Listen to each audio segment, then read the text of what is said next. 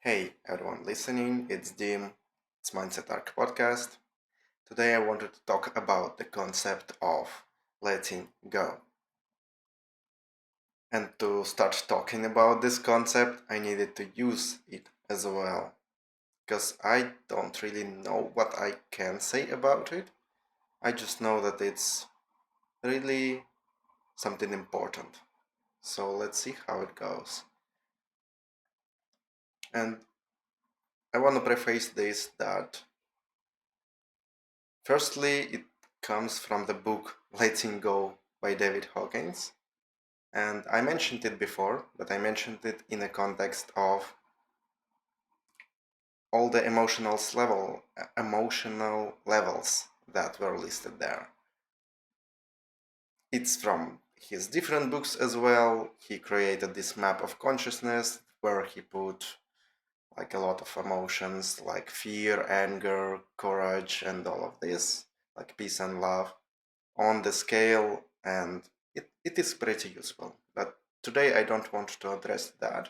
I want to address the same concept of the original concept of letting go, how it's differently called when I heard it before, like surrendering thoughts.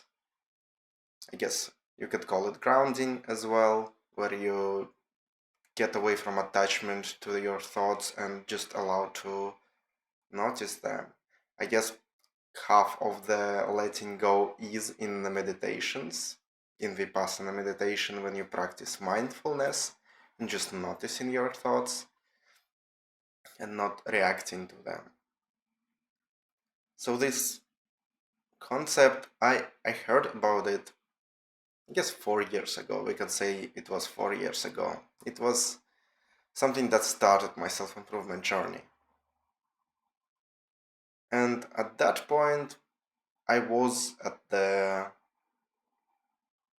pretty low level in my improvement and in contact with my emotions. I couldn't feel almost any of them, at least I couldn't define them and notice them in a moment. So emotions were controlling me and thoughts were controlling me as well. And I couldn't use that. Like I heard everywhere, just let go of your thoughts. Like you can just notice them, but what you actually do is different. What you actually do, it was like the action defines you and not your thoughts. But at the start, when you don't have a lot of practice, I think it's a really hard concept to understand. I felt like it is true in some way, I just couldn't use it at all. And even for a long time, I tried. I guess the closest I got to it while doing Vipassana meditation, because that allowed to just detach from the thoughts and look at them. Especially, I all this practice allows me to create something that I called emergency meditation. It was when something really overwhelming started to happen, some thoughts that just started to control me, and it was so intense I couldn't think about anything else. It could have happened for days or hours, but I felt like it overwhelms me. And one of these times I just sat down in meditation for an hour and allowed a bit to detach from what was happening currently and see how these thoughts were affecting me. Like see them from a different perspective. And that helped, and my mind just without any prompts just started looking for solutions there. I was surprised it worked. Whenever that happened, I tried to repeat that, and it worked whenever the thoughts were really intense. It Unfortunately, it didn't work on just common problems where I was a little bit irritated or frustrated, something like that. It needed to be something huge. I don't exactly know why it was like that.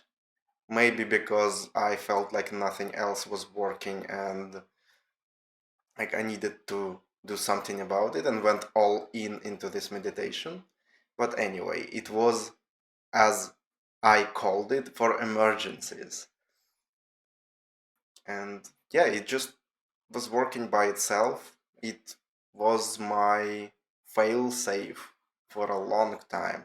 It allowed me to get back to my emotions, to feelings, like actually to allow me to contact other people as well, because I wasn't afraid anymore that I will lose contact with myself, because I had this practice to always get me back to my thoughts, to something actionable. So that was my first experience, first part of letting go that I would even say mastered a bit.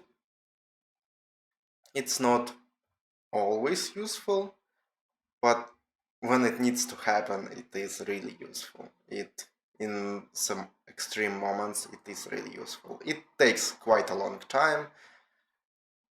Well, if you could call a couple of hours to handle really serious problems a long time, then yeah, but it is still a relatively long time. But I guess the most of letting go of this constant surrendering I experienced was when I moved already here. It was about half a year ago already from this time. So it was somewhere at the end of the summer 2022. And that was one of my mornings when I just went through my ritual that I did. Like, I don't think I was writing a journal back then, but I was still doing some cooking some food, like using candles and just trying to concentrate. And at one of these moments, I was focused so well that it felt like I connected with everything that was before. That I didn't have any worries at all. I didn't have anything that bothered me. I I felt my thoughts, but they were like I would say like literally almost detached from my thoughts. And I feel constant, like such an intense amount of peace and understanding, like everything was the reality, everything was like it should be. It was such a beautiful experience. I couldn't repeat it for months afterwards, and it kind of screwed me up a little bit because I I got a glimpse of something really beautiful because that state felt amazing to be in. I could just see how if I learned how to use this state, if I learned how to return to it, I could just do whatever I want at any moment. Because that is state when all the worries just disappear. They are there, but they are like facts. And you can work with facts. You cannot work with irrational thoughts when they affect you. So that was amazing. But yeah, like I couldn't return to it for a while and I was frustrated about that. And then I started letting go about letting go. And that was what gave me ability to return to this state from time to time. It I think it's uncontrollable. I don't think you can force this state, at least without like some psychedelics or some extreme level of meditation. something like that. But just in normal, in everyday life, I don't think you can force it.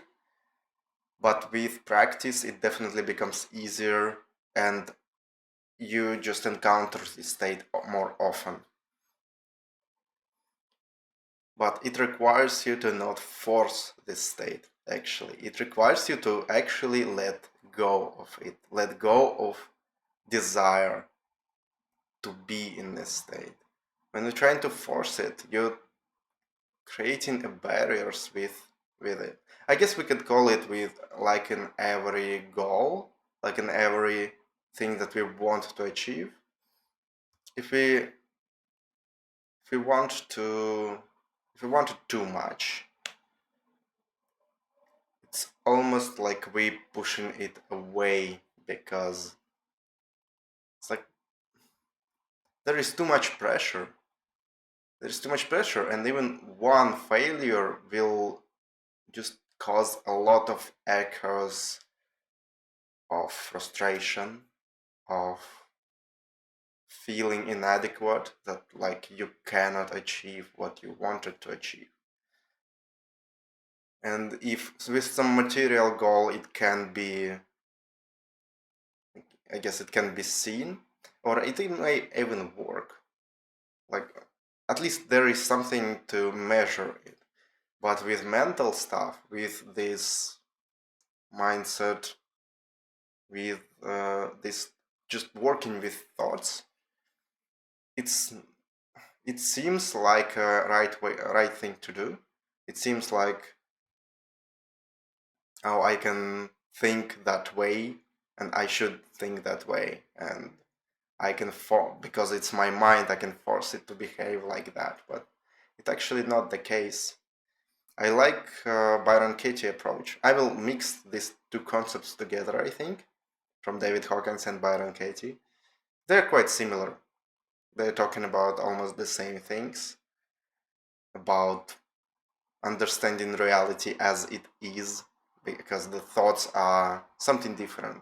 So I like the approach of Byron Katie, how she talks about the thoughts are there. The thoughts are not yours. The thoughts just appear in your mind, but like you cannot really control them. And if you start to pay attention to that, that is true. You cannot really control your thoughts. They will appear anyway. You can only control what happens after you encounter your thoughts. Like how will you use them, or should you even listen to them? But they are there, and you cannot escape them. You cannot ignore them. They need to be acknowledged. For you to let go of your thoughts, they need to be acknowledged. And that's, I want to go back to the process of letting go, how you can actually do that, what the surrendering to thoughts means. Contrary to the how it sounds like, at least for me, like letting go feels like I don't need to attach, like, yeah, like it's not about attachment. It feels like I don't need to think these thoughts. I need to not have any thoughts. Like surrender thoughts means to, like, I would have thought before that it means like not even thinking about this stuff, right? But when you go deeper into that, it cannot happen. Like you cannot stop your thoughts. Then does it mean? Then what does letting go means? It is noticing your thoughts, but just acknowledging them, but not following them a little bit, even a little bit. Just you notice them, they are there. You see them. It's like some item that you see on the shelf, but you don't even,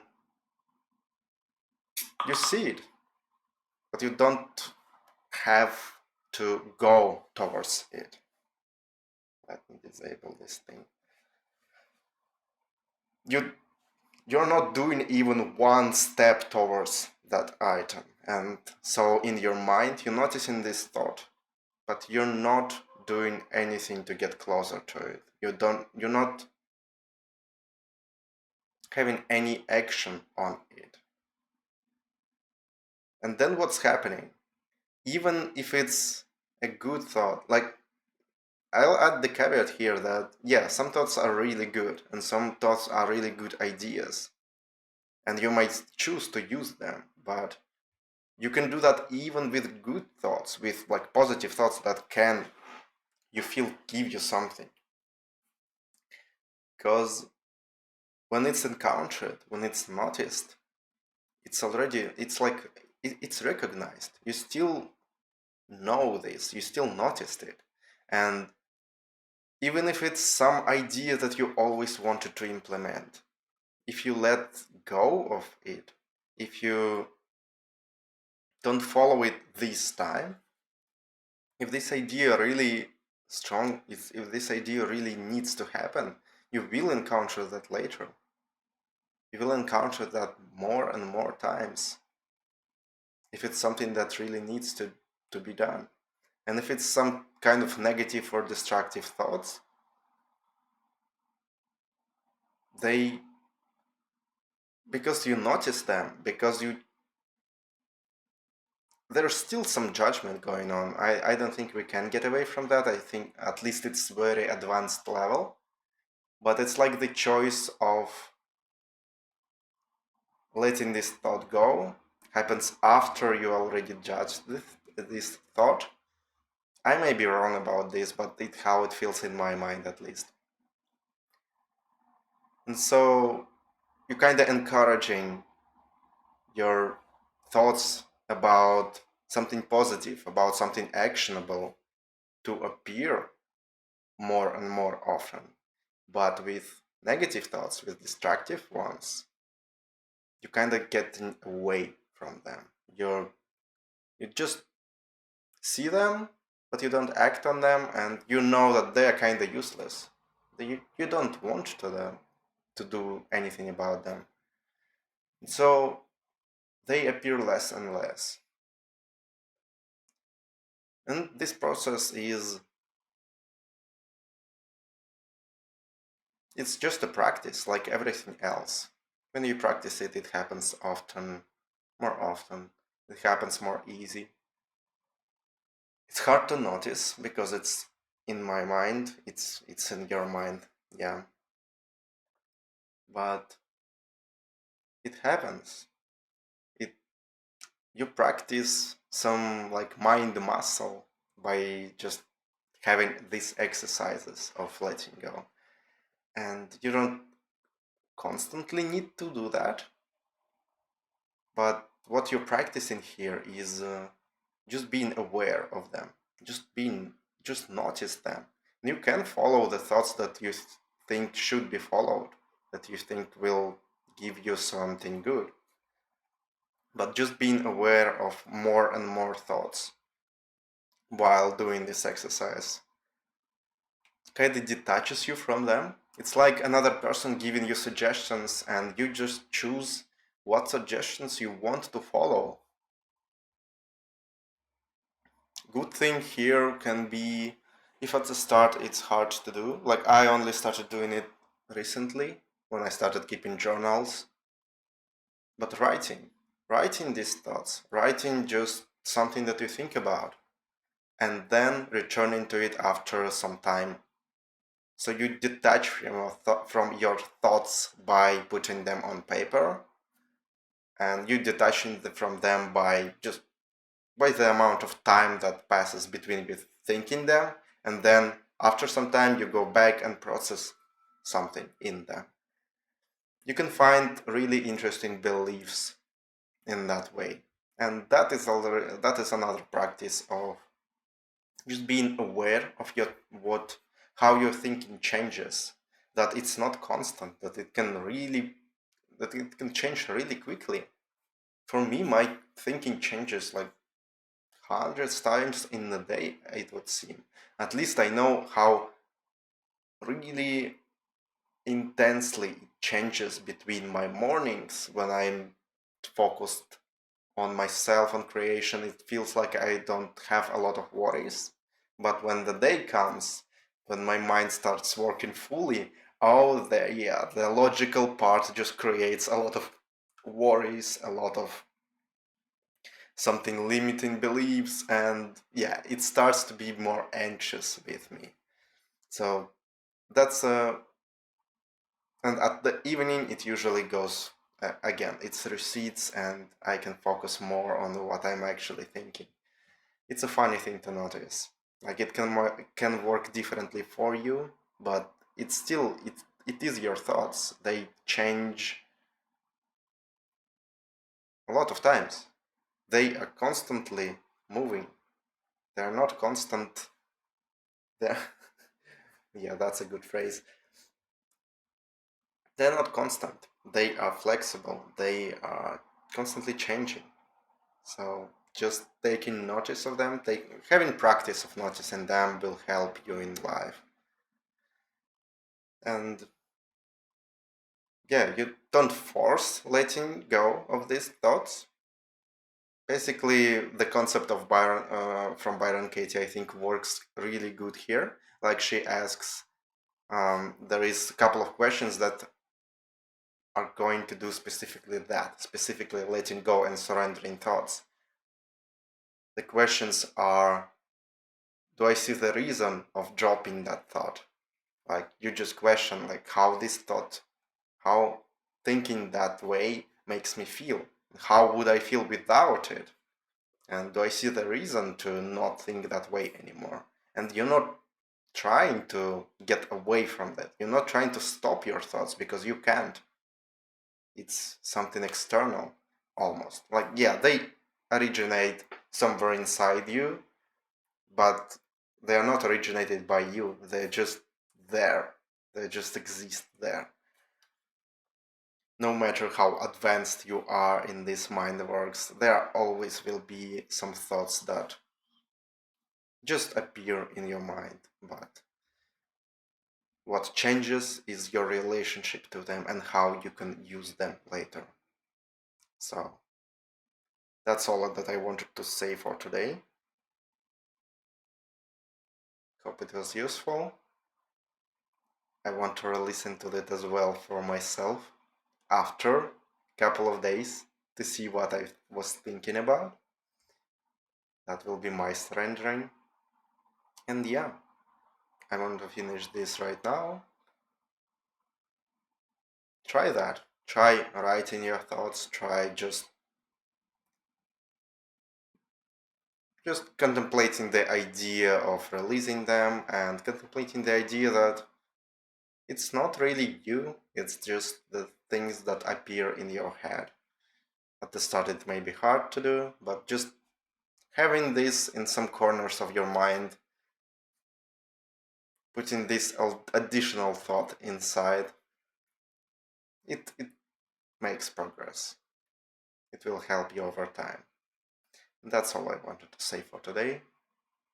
Get into your mind and have fun with it.